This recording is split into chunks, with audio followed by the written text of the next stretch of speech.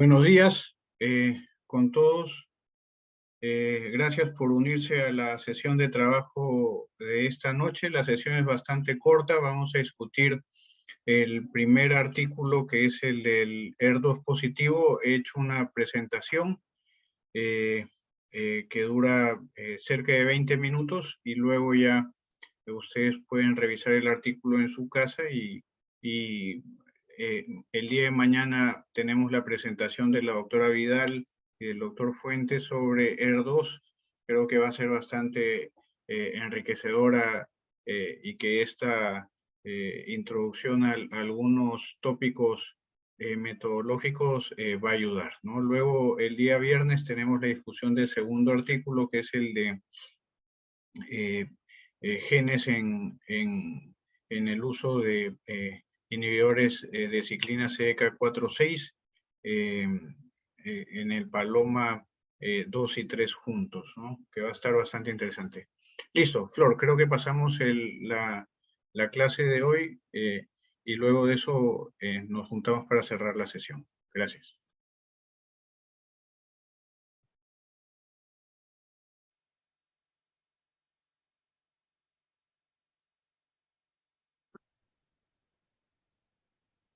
Buenas noches con todos.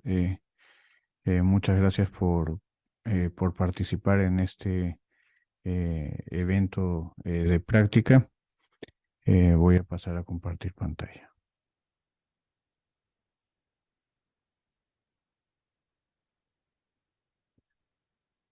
Muy bien, vamos a pasar a discutir el primer artículo que tenemos para este curso taller de medicina personalizada, enfoque molecular comprensivo. El artículo que les entregamos es el de reciente publicación, ¿no? El 19 de septiembre, terapia adyuvante con trastuzumab entancina en pacientes con cáncer de mama ER2 positivo con enfermedad invasiva residual ER2 negativo en el estudio Catering, ¿no? Publicado por la doctora Sibyl Loib, que tuvimos el año pasado con nosotros. La vía molecular del ER2 desemboca en dos plataformas moleculares, ¿no? En la vía de la fosfoinositol 3 quinasa, la PI3 quinasa, y la de las proteínas activadas por mitógenos quinasa, MAP quinasa. Ambas son vías que eh, se interrelacionan y convergen en muchos puntos. La vía de la MAP quinasa tiene tres vías distintas que se activan y finalmente producen el evento de proliferación o de apoptosis o de ciclo de tensión del ciclo celular. Está la vía del ERK, la vía del YANK y la vía del P38, ¿no? La primera es la de los factores de receptores, que es la del ER2, y las otras dos tienen que ver con estrés osmótico o estrés oxidativo. Esta primera vía, que es la que nos compete, del receptor de factores de crecimiento, finalmente desencadena en RAF, MEC, ERK y a nivel nuclear la proliferación. En la parte externa de la célula tenemos el receptor, en este caso el receptor del factor de crecimiento epitelial tipo 2. Es una vía dinámica, pero que comparte la activación de algunos de estos compuestos a través de la fosforilación de los residuos de serina y de treonina. El receptor es un receptor unido de membrana, unido a una tirosinquinasa y acoplado a receptores de proteínas G. Tenemos toda la cadena que se menciona en el slide anterior y los blancos terapéuticos, ¿no? del receptor ER2 hacia afuera con los anticuerpos monoclonales y en la parte interna los inhibidores de tirosinquinasa y que finalmente esta señal llega a través de RAF, RAS, MEC, ERK hasta el núcleo y le indica a la célula que se divida. El otro componente es el de las PI3 quinasas, que lleva la señal hacia el núcleo. Esta es una familia de 8 isoformas que se agrupan en 3 clases. La clase 1 es eh, la que está en todas las células, mientras que las siguientes clases, la 2 y la 3, eh, em, están restringidas a células del sistema inmune. Entonces nos enfocamos en la clase 1. Esta forma por una unidad catalítica, que es la que se activa, y luego la P110 y luego la reguladora, la P85. Eh, También tiene distintos blancos terapéuticos fuera de el receptor ER2, que ya lo vimos en el slide anterior. También internamente se puede bloquear la cadena hasta el núcleo, ¿no? Ya sea atacando la subunidad P110 con alpelisib, ¿no? La isoforma alfa, o más abajo, AKT con ipatasertib, que es una droga de Roche que eh, eh, está en investigación, pero que ha tenido bastantes dificultades en mostrar su utilidad, y eh, capatasertib, que es una droga de otra casa farmacéutica que sí está avanzando aún en ensayos clínicos. Luego, everolimus y temsirolimus en la parte final de la señal hacia el núcleo a nivel de la molécula mTOR. La sobreexpresión del ER2, eh, que sucede en el 15% de los cánceres de mama, comúnmente es bastante estable comparado con los receptores hormonales entre el primario y la metástasis. Solo cambia en alrededor del 10% de los casos, y probablemente tenga que ver con la heterogeneidad intratumoral, ¿no? Un tumor que se tomó la biopsia inicial en un área que era ER2 negativo, o ER2, era ER2 negativo, y mientras que las otras áreas eran positivas, y la metástasis finalmente fue, se generó a través de las áreas que eran ER2 positivas, ¿no? Y esta heterogeneidad intratumoral que se traslada a la heterogeneidad eh, primario versus metástasis también es del 10%. ¿Cómo se define la heterogeneidad intratumoral? Con un ER2 positivo por FISH entre el 5% a menos del 50% de las células tumorales, o un área del tumor, eh, de todo el tumor, siendo la mayoría ER2 positivo, tiene áreas que son ER2 negativas por inmunistoquímica, ¿no? Los métodos de detección de ER2, eh, eh, a- eh, publicado por ASCO-CAP en el año 2018, ¿no? Como nos mencionó Franco Doimi en, en unas charlas de inicio del año. Clasifican en 5 grupos, ¿no? Siendo 2 de estos eh,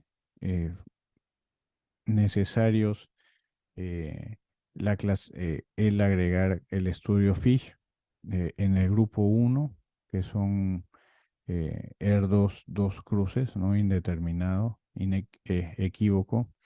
Se hace el FISH, y si tiene más de 2 y un número de copias mayor de 4, se acepta como positivo, y en el grupo 3, así tenga un ratio menor de 2, con una señal más de 6 también se acepta como positivo, ¿no? En el lado izquierdo inferior tienen la inmunistoquímica, que se basa en la detección del antígeno en verde, la unión con el anticuerpo primario, y una vez que se une y se activa, la unión al anticuerpo secundario que se une a la biotina, ¿no? Que está unido a la biotina y que finalmente es lo que se ve en el microscopio.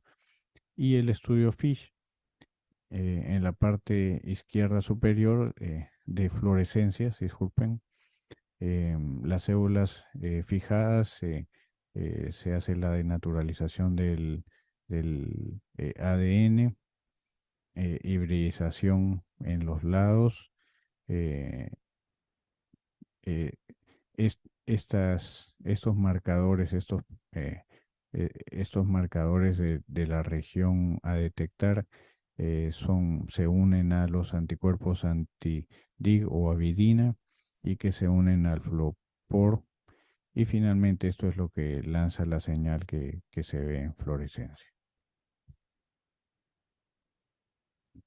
Ahora, también se puede eh, evaluar ER2 a través de PCRs.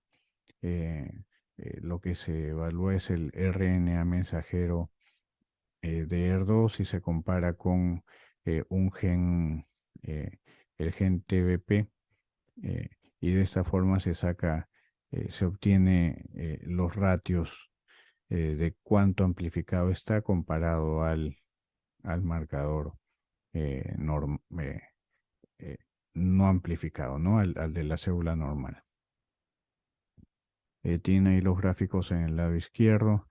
Primero una transcripción reversa para llevar de RNA hacia DNA.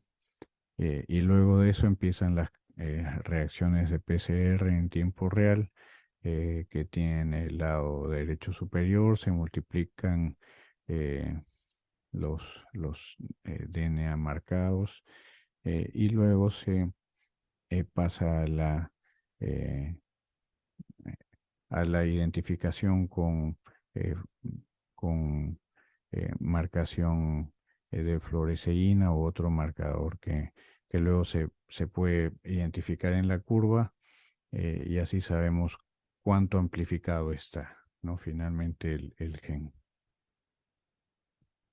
Esta expresión de los niveles de expresión de RNA mensajero fue descrito por el doctor Denker, que siempre nos visita gracias a- al contacto de Franco Doimi, y él describe que RNA mensajero ER2 es alto y detectable en los tumores que son eh, ER2 positivos, pero esto va variando de acuerdo a la presencia de receptores estrogénicos, ¿no? Los estrogénicos positivos tienen niveles más bajos, mientras que los estrogénicos negativos tienen niveles más altos de ER2 en los casos positivos para ER2 en inmunohistoquímica, ¿no? Entonces así tenemos una gradiente.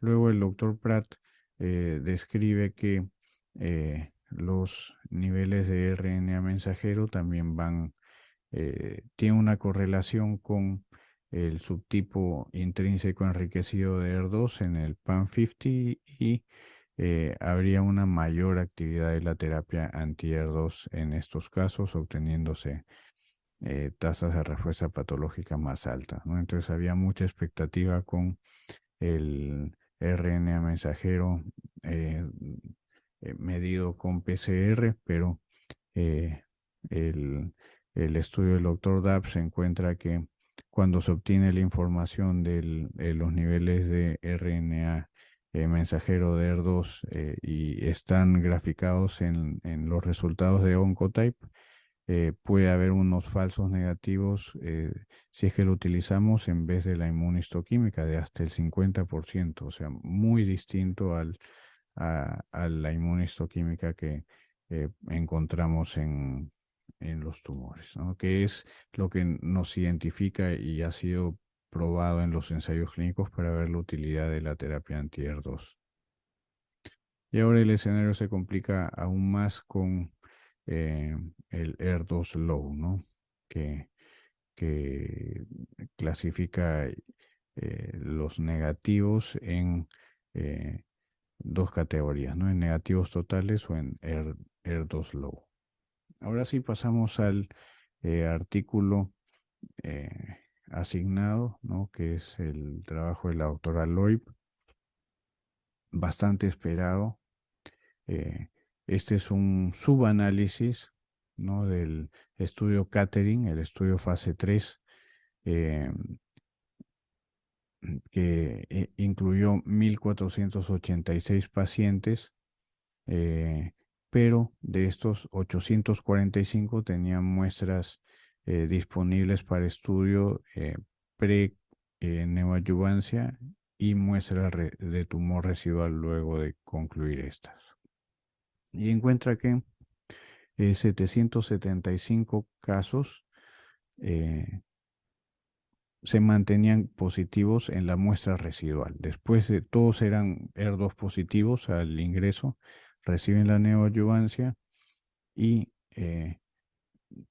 en la muestra residual la gran mayoría de los 845, 775 eran positivos para ER2 y habían 70 casos que se aceptan como negativos, ¿no? Estos 70 incluyen 53 que fueron ER2 negativo por ambos, inmunistoquímica y FISH, y 17 que eran eh, ISH no identificado, no lograban cuantificarlo, pero eran inmunistoquímica 0 o 1, o sea, cumplen categoría de ER2 negativo.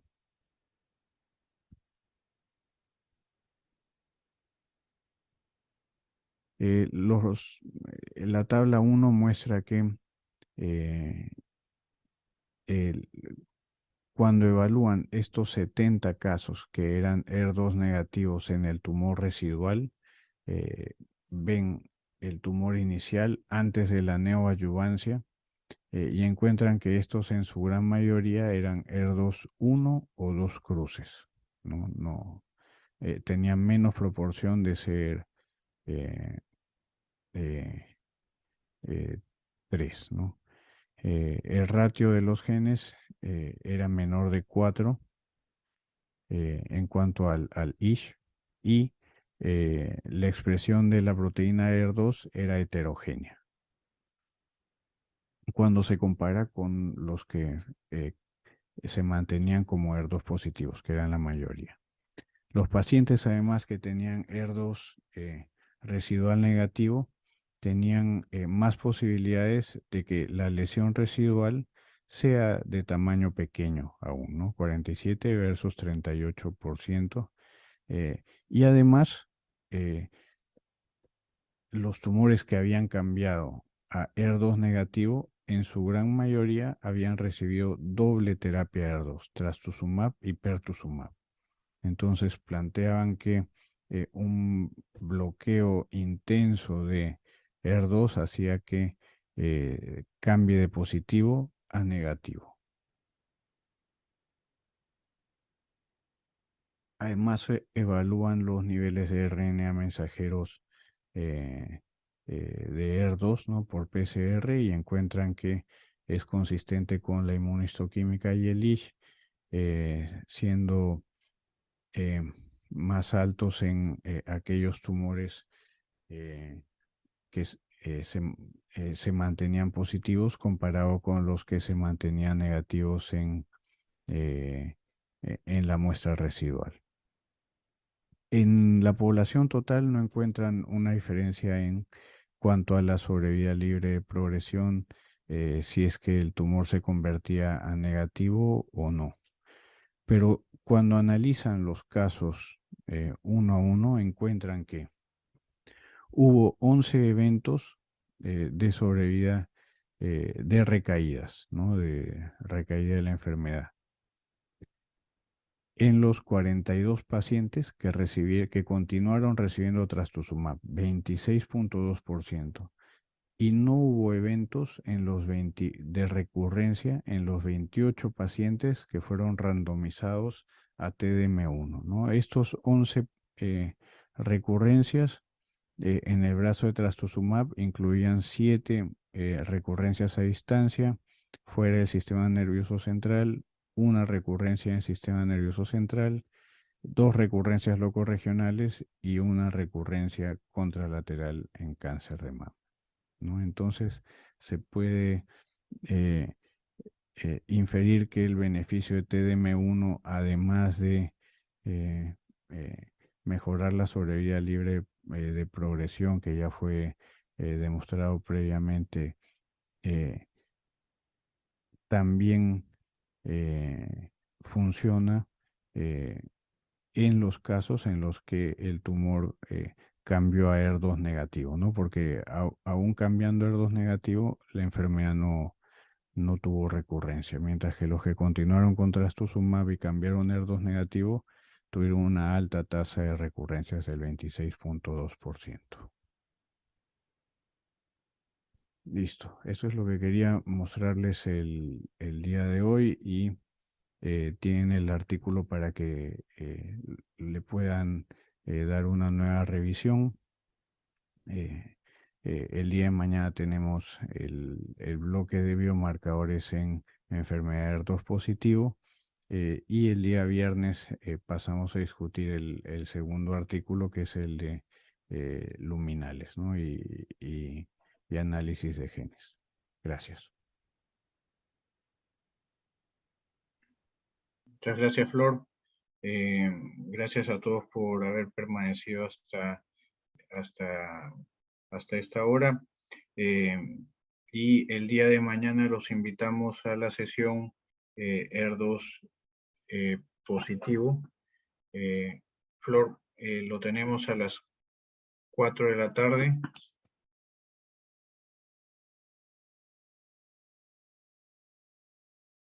Sí, doctora, a las 4 de la tarde. Listo, entonces ya nos vemos mañana en la sesión ER2. Gracias. Hasta luego. Muchas gracias, buenas noches, cerramos sesión.